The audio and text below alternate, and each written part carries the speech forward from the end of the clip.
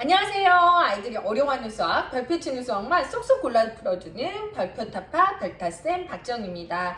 자, 제가 지금 이제는 아이들 독후감 어떻게 쓰면 좋을지 지금 세 번째 시간 말씀드리고 있습니다. 자, 독후감 쓰는 방법, 제가 픽션 먼저, 소설이나 이야기책 먼저 말씀드렸는데요. 딱 세 개로 정리할 수 있다. 뭐로 정리할 수 있냐? 줄, 다. 이렇게 하면 이 줄을 다 쓸 수 있다. 그렇죠? 그래서 뭐였나요? 처음, 중간, 끝. 이렇게 세 개로 나눴을 때 처음은 책을 읽게 된 이유에 대해서 적는다. 그래서 몇 줄 정도? 한 줄에서 두 줄 정도 적는다. 자, 중간은 뭐예요? 줄거리나 책의 줄거리나 내용을 쓴다. 그래서 어떻게 해요? 두 줄에서 네 줄 정도를 쓴다 라고 말씀드렸고요. 네, 끝에서는 어떻게 써요? 네, 다짐, 생각, 다짐, 네, 느낀 점, 바람. 네, 이거를 어떻게 해요? 세 줄에서 다섯 줄 쓴다라고 얘기 드렸어요. 그래서 책을 읽게 된 이유는 뭐 그렇게 어렵지 않고, 줄거리 같은 경우는 어떻게 쓰면 좋다고 말씀드렸나요? 줄거리는 그래, 주인공이 뭐뭐해서 뭐뭐했다. 주인공이 뭐뭐해서 뭐뭐가 되었다. 뭐 이렇게 썼으면 될 것 같고요. 또 육하 원칙에 맞춰서 언제 어디서 누가 무엇을 어떻게 왜 해가지고 육하 원칙에 맞춰서 줄거리를 적어주시면 된다. 그리고 줄거리를 쓰기는 사실은 굉장히 어려운 거예요. 왜냐면 글의 구조를 파악하고 내용을 완전히 숙지하고 있어야 줄거리를 쓸 수 있거든요. 그래서 굉장히 어려운 일들이다. 그래서 주인공이 뭐뭐해서 뭐뭐했다라고 써볼까? 언제야? 어디야? 이런 식으로 조금 유도를 해주시면 돼요. 네. 그리고 조금 더 길게 써야 되면 두 개를 다 써야 되는 거죠. 그리고 네, 사건을 한 두 개 정도를 더 쓴다든가 이렇게 해주셔야 되고, 네, 마지막으로는 네, 생각, 느낀 점, 바람인데요. 제가 이제 마지막에 요거를 이제 강의 드리다 말았어요. 네, 끝에서 쓸 수 있는 거는 뭐냐면 첫 번째는 네, 가장 인상 깊었던 장면.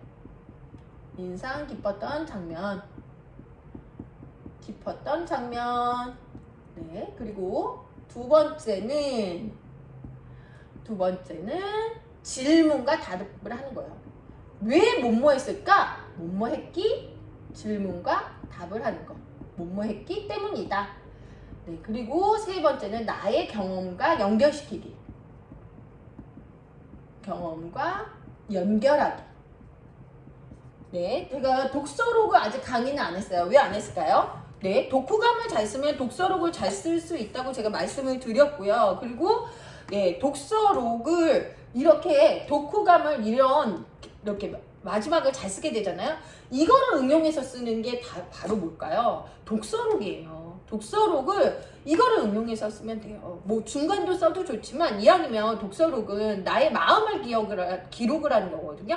그래서 사실 중간 부분 아까 했던 거 있잖아요. 언제 어디서 누가 무엇을 어떻게 해서 뭐뭐 했다라고 그거를 적어주셔도 돼요. 하지만 가장 좋은 독서록은 요거 세 가지 적는 거예요. 세 가지 중에 하나를 적어주시면 돼요. 한두 줄, 많아봤자 세 줄이니까. 그런데 여기에서 어떻게 되냐, 양이 많아요. 세 줄에서 다섯 줄 정도 쓰는 게 원래 기본인데 그거 말고 더 써야 된다 그러면 하나를 더 써주는 건 돼요. 또 써주면 된다는 거죠. 이 세 개를 다 써도 된다는 거예요. 이해되시나요? 네, 그래서 이거를 쓰는 방법을 얘기를 할 거예요. 그래서 가장 인상 깊었던 장면인데요. 이걸 가장 인상 깊었던 장면은 느낌이 먼저 들어가야 돼요. 나는 이 책을 읽고 어떠했다. 나의 감정이 들어가요. 어떠했다. 가장 인상 깊었던 장면은 무엇이다. 그 사건을 그대로 적어주시면 돼요. 가장 인상 깊었던 장면 무엇이다. 왜냐하면 뭐뭐 했기 때문이다. 나의 마음이 어떻기 때문이다. 반대로 적으셔도 돼요. 그러려면 뭐가 필요하냐면 감정을 적어야 돼요. 감정. 근데 우리 아이들이요, 제가 그 일기쓰기 강의 있어요. 제가 끝나고 이제 썸네일 올려드릴게요. 일기쓰기 강의에서도 말했지만 우리 아이들이 감정을 표현하는 거 굉장히 어려워요. 우리 어머님들도 마찬가지예요. 감정을 표현하는 거, 그죠? 잘했네. 엄마가 우리 애기 최고 막 그죠. 사실 감정을 표현하는 말들이 우리가 굉장히 한정적으로 적고 있어요. 쓰고 있어요. 그렇기 때문에 아이들도 감정에 대한 단어를 배우지 못했어요. 그렇기 때문에 이런 느낀다고 쓰는 게 제일 어려운 거예요. 어머님들이 야 느낌점이 뭐야? 이거 책을 읽고 느낀 점, 너의 생각을 말해봐. 근데 감정을 몰라. 네. 어떻게 표현할 수가 없어요. 참 재미있었다. 참 웃겼다. 무서웠다. 이 정도뿐이 못하는 거예요. 그래서 독서록이랑 독후감 쓰기를 그렇게 어려워하는 거예요. 그럼 뭘 해줘야 되느냐? 감정에 대한 단어를 공부를 시켜주셔야 돼요. 그래서 제가 일기쓰기도 말씀드렸죠. 그죠? 제 일기쓰기 한번 강의 꼭 봐주세요. 그래서 제가 9살 마음사전에 보면은 감정에 대한 단어가 있어요. 여기 보이시나요? 감정의 단어. 네, 보이시죠? 이렇게 많아요. 근데 우리가 지금 쓴 거는 불쌍했다 이런 거 쓰는 건 괜찮아요. 기뻤다, 나쁘다, 놀라웠다 이런 것뿐이 없다는 거예요. 그렇죠? 그리고 화났다, 네, 기뻤다 이런 것뿐이 없어요. 근데 제가 한번 읽어드려 볼게요. 네, 감격스러웠다, 걱정스럽다, 그리고 다행스럽다 이런 말들을 애들 잘 따분하다, 그리고 산뜻하다, 그죠? 상큼하다도 감정에 표현한다. 조마조마했다. 그리고 짜증스럽다, 찝찝하다, 네, 창피하다, 철렁하다. 네, 이거에 대한 뜻을 이제 모르는 친구들은 엄마랑 같이 그 9살 마음사전이라는 책을 좀 구입해서 같이 보셨으면 좋겠어요. 아이들이 이해하기 쉽게 되어 있거든요.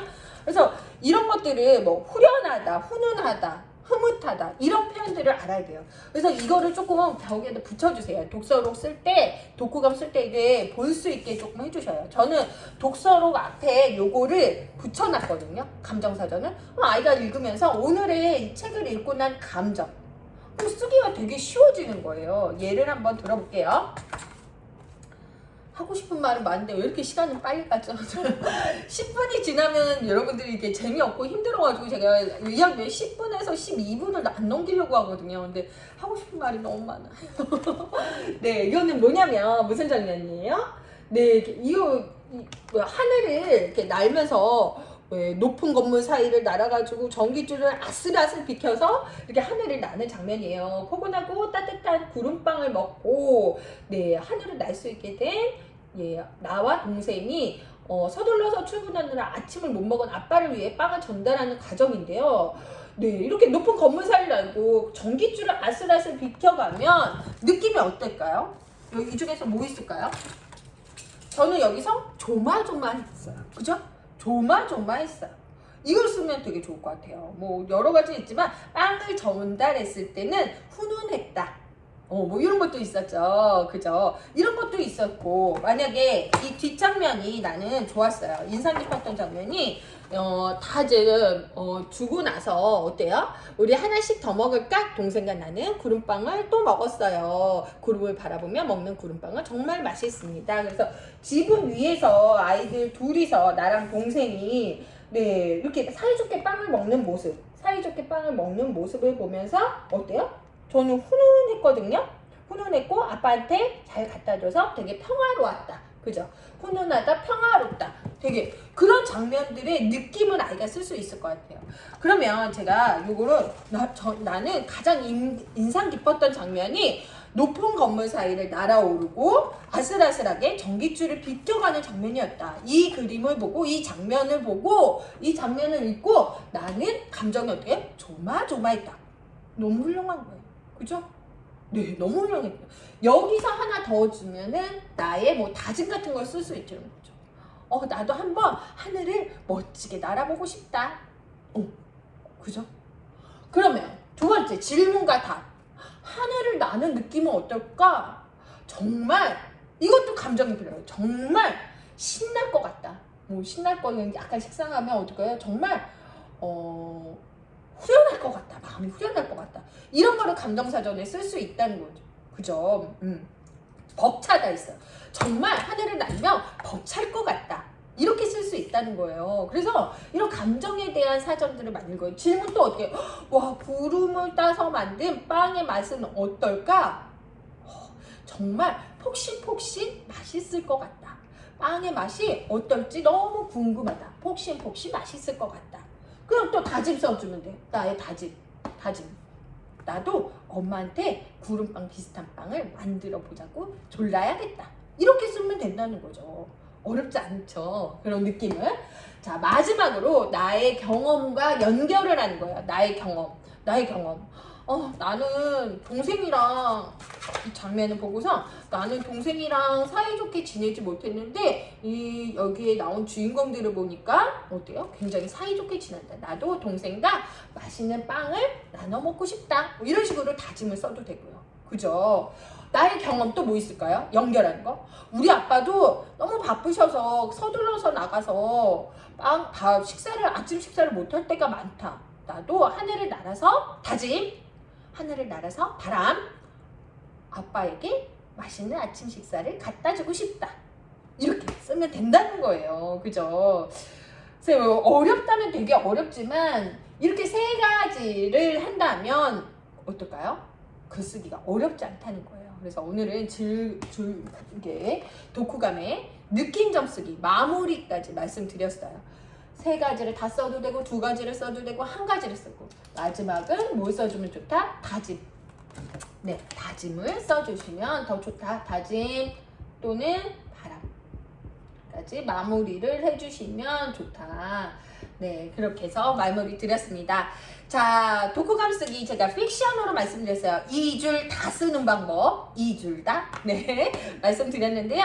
자, 요 감정사전이랑 요거 쓰는 법 댓글에 이메일 주소 남겨주시면 제가 아낌없이 보내드립니다. 다음 차시 강의까지 제가 쫙 보내드릴 거예요. 네, 이거 사실 제가 이렇게 여성센터나 이런 데서 강의를 예전에 오프라인으로 많이 했던 거거든요. 근데 그걸 압축시켜서 제가 이렇게 노하우 전달하고 있어요. 어머님들 도움 많이 되셨으면 좋겠습니다. 네, 별표 타파!